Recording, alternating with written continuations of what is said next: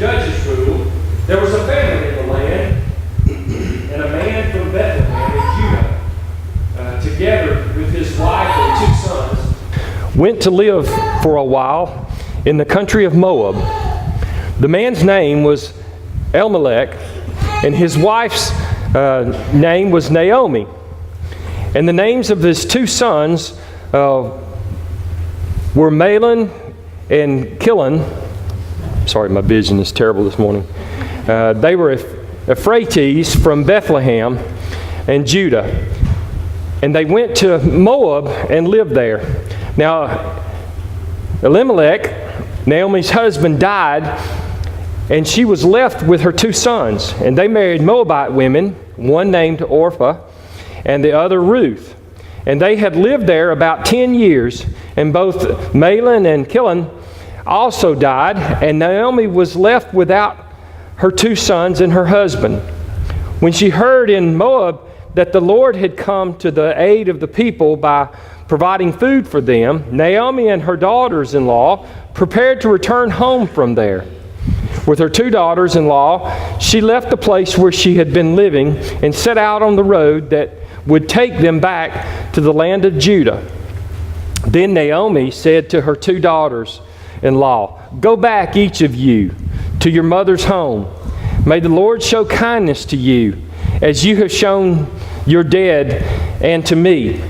May the Lord grant that each of you will find rest in the home of another husband." Then she kissed them and wept aloud and said to her,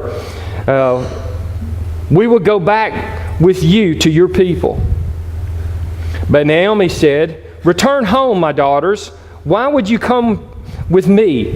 Am I going to have any more sons who could become your husbands? Return home, my daughters. I am too old to have another husband. Even if I thought there was still hope for me, even if I had a husband tonight, then gave birth to sons, would you wait until they grew up? Would you remain unmarried for them? No, my daughters, it is more bitter for me than for you, because the Lord's hand has gone out against me." As this they wept again. Then Orpah kissed her mother-in-law goodbye, but Ruth clung to her. "Look," said Naomi, "your sister-in-law is going back to her people and to her gods. Go back with her." But Ruth replied, "Don't urge me to leave you or to turn back from you. Where you go, I will go, and where you stay, I will stay. Your people will be my people, and your God, my God. Where you die, I will die, and there I will be buried. May the Lord deal with me, be it ever so severely, if anything but death separates you from me." When Naomi realized that Ruth was determined to go with her, she stopped urging her. This is the word of God for the people of God. Thanks be to God. Amen. Thank you. You may be seated.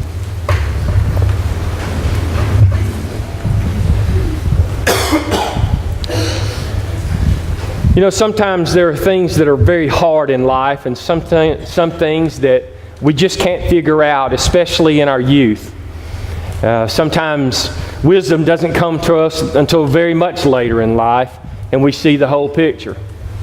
This is probably one of those times when the picture has been very grim, and it's been very difficult to see exactly what was happening. We see that a famine came upon the land, and everyone was starving. And it was only the closest to you that you could depend upon.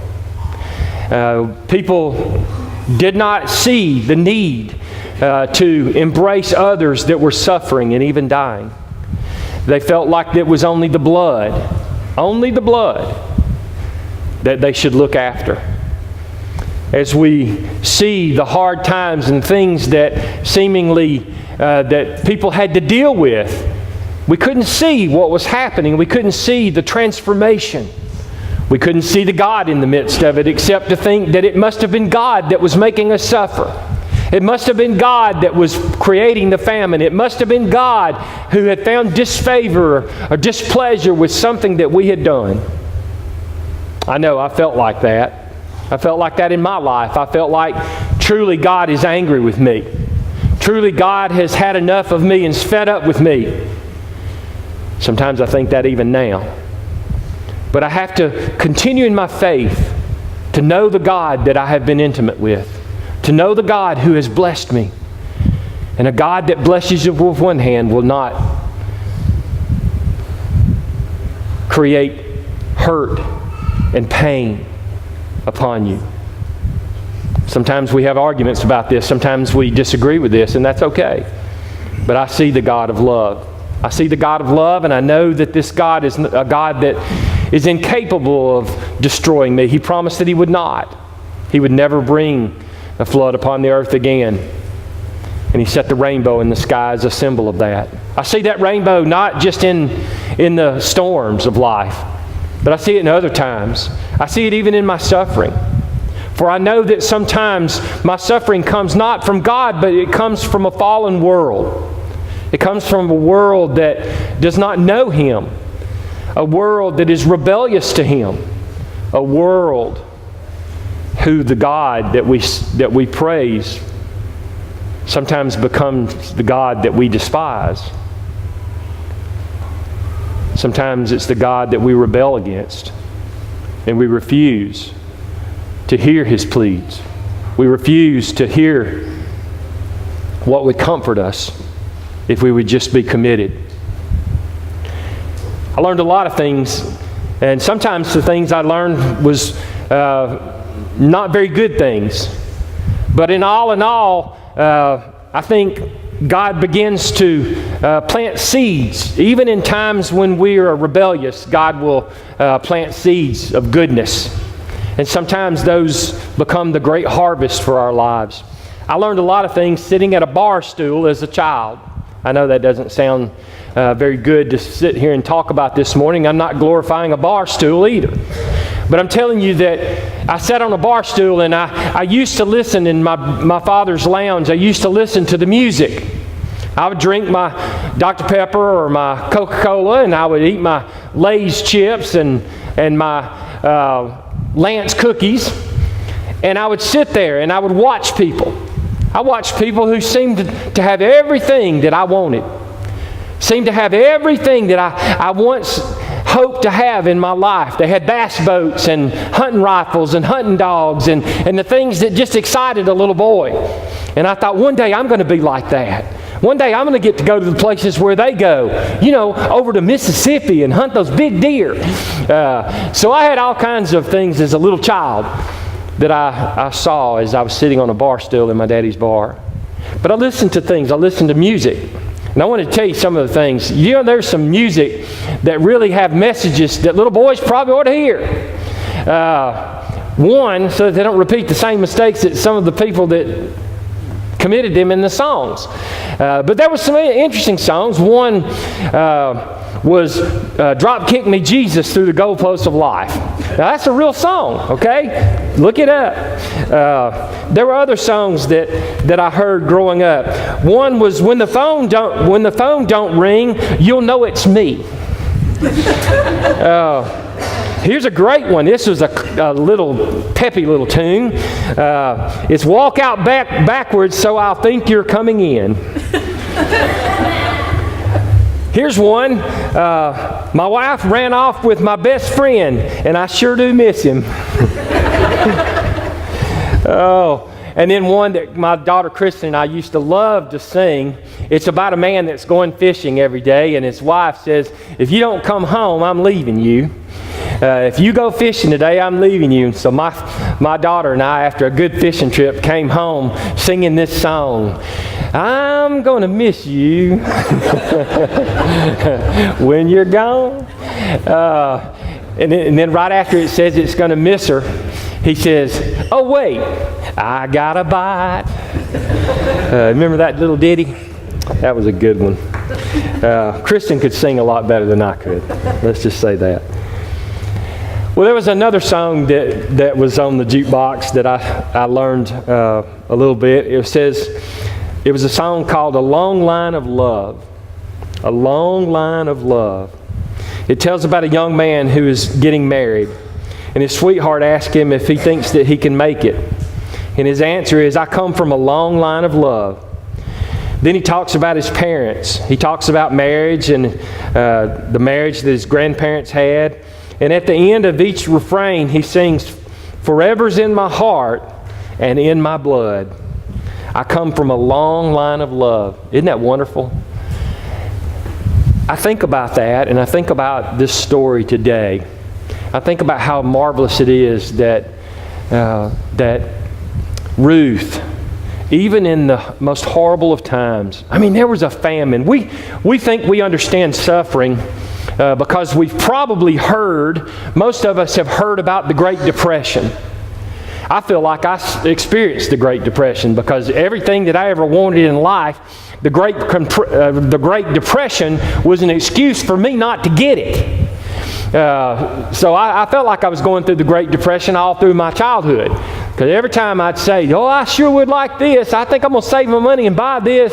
And my granddaddy would tell me about the Depression. He'd tell me about those times when he had to hewn logs all week long just to get a quarter for some smoking tobacco. You know, I'm like, that's your problem. You smoke. But anyway, I remember growing up and wanting things and really thought that my life was terrible if I didn't get everything that I wanted. But I mean real hardship. Most of us don't know what it's like to have to really suffer. Now, some of you do. Some of you do. And some of you have suffered in more ways than just monetary ways. But there was a great famine. And look at the culture of the people then. You have to see what was really happening. You have to understand the culture to understand what was happening. They only cared for their blood kin. And they didn't have anyone, there was no social services, no net that would catch people as they were falling. And there were people that were literally dying. Every day they were dying because they were starving. Now, we've seen glimpses of this over our lifetime. We've seen the horrible swollen bellies over in Africa, and we gathered our pennies and our quarters and our dimes and nickels, and we would save them up and send off as an offering to try to help the children.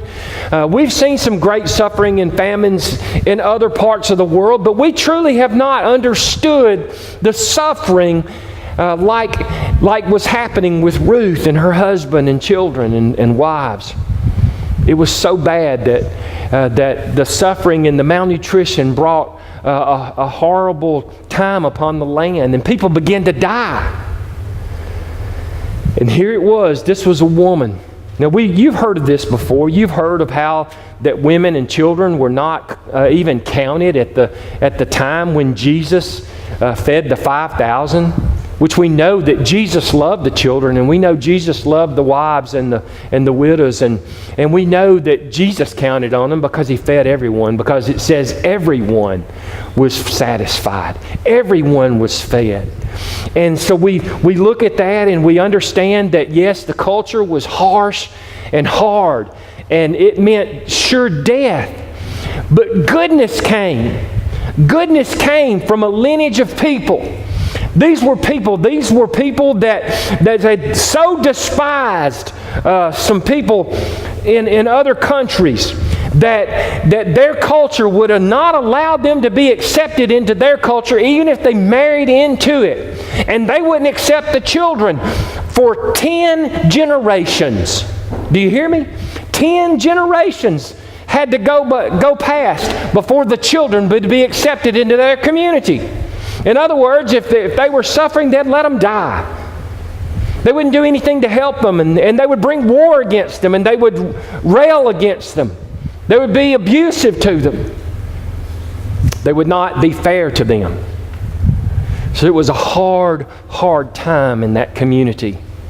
And we see that when times got so bad, where Ruth was, Ruth decided to go back home. It was the only hope for her. But the problem was that her daughters-in-law, who was with her and wanted to care for her, now I'm not sure who was truly caring so much for each other as whether it was Naomi or whether it was Ruth, or we see that when times got rough and the threat came, we saw that Orpah left.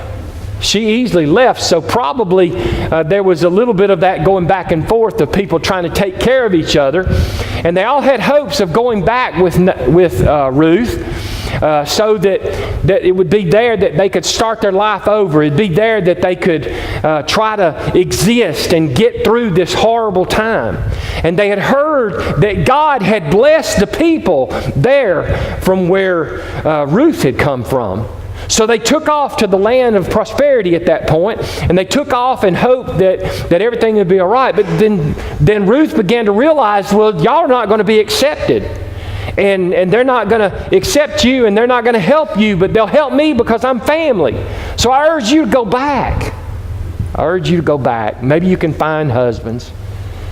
And when Ruth got there, when she got home, it was like, they all tried to embrace her, but she says, don't call me by my name. Call me Mara. Call me bitter. Because God's hand has been extended to me, and it has been bitter. It was a bitter hand that God extended to me. See, she thought that God was creating the bitterness in her life. It wasn't God. It wasn't God. It was God that was trying to draw her back to her people. It was God that was trying to find somebody that would be filled with the Spirit of the living God that would help her. And we see where that came from. It came from a lineage of goodness. And we see that as they were in the field, as Naomi was in the field, it was there that she was gleaning the fields.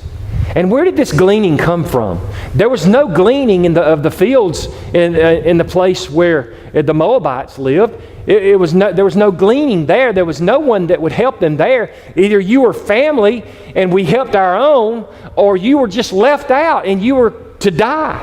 I mean, if you could scrounge up enough food or scrape up enough things, then life would get a little better for you. Maybe you could exist, but you'd never be truly blessed.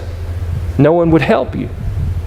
And so we looked at this and we see that this was something that happened after God had blessed the people. It came from a legacy, a lineage of people. And it came through a man, Boaz. It was Boaz who had been blessed by God. It was Boaz who had the great prosperity in his fields. And they commanded that anybody that was blessed, they would not allow you to go over your fields again. You could go over them once and get all the fruit as it was ripening, or get all the vegetables and things that was there, the crops. And it was there that they would gather in the harvest. And after the harvest was finished, it was there that what was left growing in the field, what was left over and that came afterwards, that bore afterwards, was left in the fields, and the poor were able to go out there. And it was Naomi. Naomi that was going out there every day working, trying to gather up enough, not only for herself, but she was trying to gather up enough for her mother-in-law. And she carried herself in such a way that Boaz noticed her. Boaz noticed her and fell in love and found love with her. You see, there's a connection between a lineage of goodness that has been blessed by God, and then the love is poured upon them, and it comes out through them. Do you see this? You need so desperately to get this in your life today. You need so desperately to understand what I'm trying to tell you. You need to see that it was a lineage of love that came through Boaz, who was blessed by God and who received an anointing of God in love that was so permeated in him, that was so overflowing in him, that it came out. And because through the love of God that was in him, through the blessings of God that had been given him, it was then that the love overflowed, and he was able to see someone that would be rejected by everybody else. Everybody else in his culture would have shunned them and pushed them away. But because of the love that was in Boaz's heart, His heart turned towards this woman who had love toward her mother-in-law, who would not rebuke her, would not turn and go away from her. It was a love that she had that said, where thou goest, I shall go. Where thou dwelleth, I will dwell. Where thou die, I will die, and I will be buried. She was so committed through her love for her mother-in-law that she was going to be there even in the bitterness, even in the famine, even in the horrible times, even in the uncertainty of life or death. She would be there. And oh my gosh, it is so wonderful that Boaz sees her and then takes her as his wife. And there that Naomi was so blessed that she was able to turn those blessings to Naomi.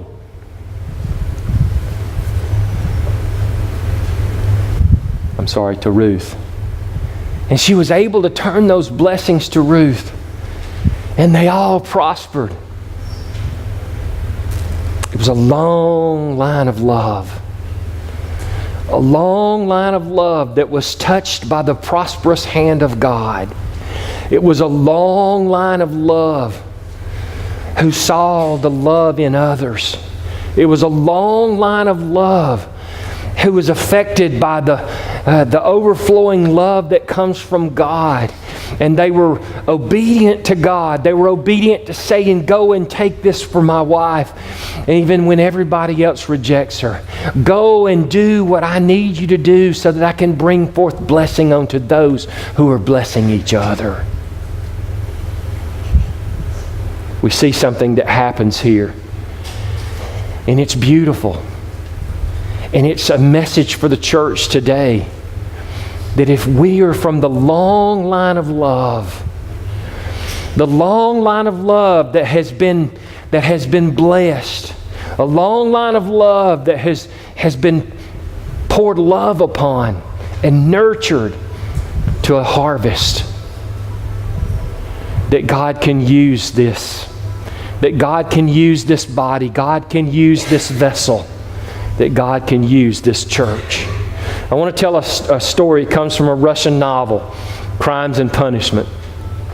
It's a story where a man is a young man, a naive young man. He's probably in his 20s, and he goes out and he kills 2 young people. And he tries to justify this by saying that, well, Napoleon killed people, and he became a great hero. And so, if Napoleon can do that, then it's okay for me to do that, because after all, I'm going to use this to better my life. I killed them so that I could better my life, so that I could get ahead in this world, so that I can do goodness for others. How many of us have tried to justify something in our lives? How many of us have tried to justify the sin in our lives, that it's okay? It's okay, I'm a good person, I'll do good. I'll do good for the Lord. But let's keep that in the darkness. Let's keep that hidden.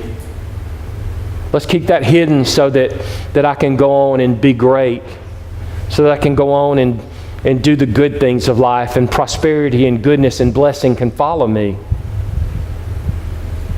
But we know what happens in the darkness does not stay in the darkness. It will come into the light. It will come into the light by condemnation. It will come into the light and be exposed by the truth. It will come into the light because of the judgment of God. And we see this young man continues on and tries to hide his dark side of his life. He tries to hide what he's doing and tries to justify it and go forward and be prosperous. And he meets a young love of his life. And she loves him, and it's not just a passing love. This is a deep and committed and faithful love. And this Sonia in the book, she loves him, and it's her love that drives him. It's her love that causes goodness to come from him. It is her commitment and her love and her sacrifice that forces him to confess what he has done. He bows down onto the ground and kisses the ground where the blood of those 2 people fell onto the earth. And he begins to go to the 4 corners of the earth confessing what he has done. And Sonia urges him to continue to confess and to go and to do restitution, to go and to be made whole again. And it was there that he goes and does penance, and he goes and he goes to the Siberian Sea, and he goes there into that whole desolate land and that desolate area. And there he suffers, and he's suffering so much that he's weakened and beaten down. But she is with him. She follows him, and she comforts him, and she encourages him, and she loves him. But he has to repent. And through all of that repenting, even as sick as he was from tuberculosis, she still loved him and would not turn away from him.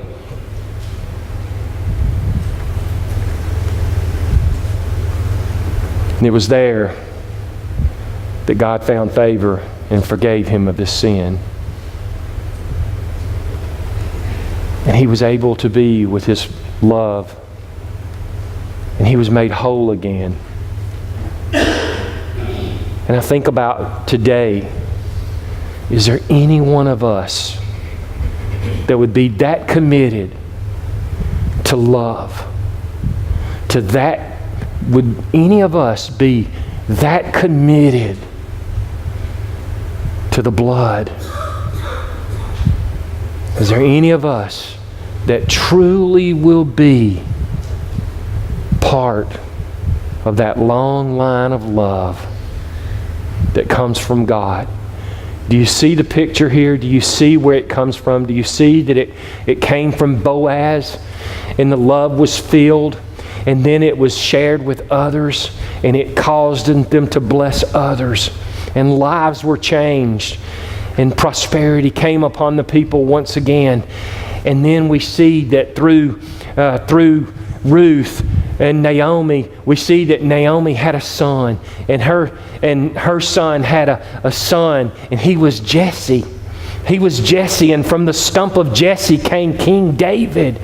And from the stump of Jesse also came another. Do you know who it was? Do you know who it was? From the stump of Jesse came Jesus. It was from the stump of Jesse that came Jesus, the Lamb of God. It was the stump of Jesse through what had happened through Boaz, what had happened through the acts of kindness and the love that Boaz gave. And it happened through the children of Naomi, who loved Ruth. It happened, and it happened in such a way that it changed the world for those people. And it happens in Jesus. And that long lineage of love comes to us today through committing ourselves to love and committing ourselves to Jesus. That long line of love, that long bloodline comes, and we share it. We share it through the cup of Christ. We share it in a way that is powerful today. As we form this table, I ask those that are coming to serve, come forward now.